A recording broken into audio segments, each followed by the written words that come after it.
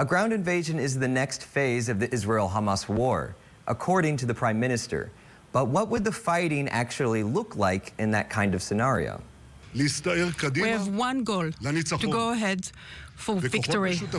Northern Gaza is a densely populated region, even after Israel called for Palestinians to move south.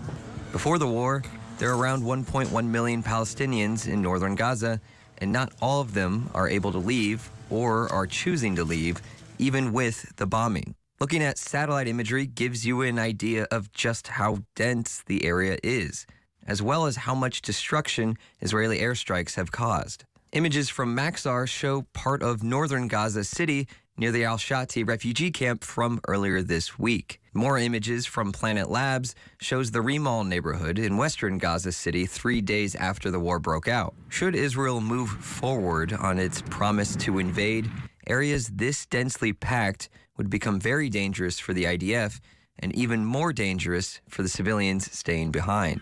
One analysis from the New York Times said it would produce some of the fiercest street-to-street fighting since World War II.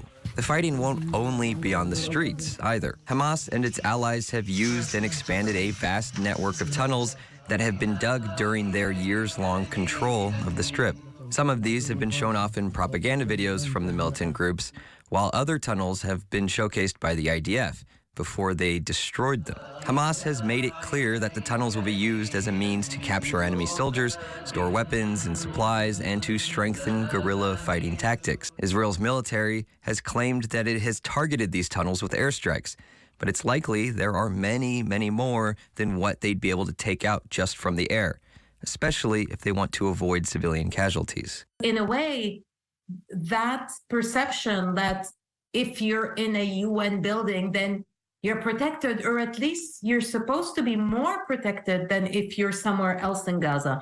But in reality, nowhere today in Gaza is safe. Another important factor moving forward is the ongoing hostage negotiations. Any large-scale incursion into Gaza could put the lives of Hamas-held hostages in even more danger.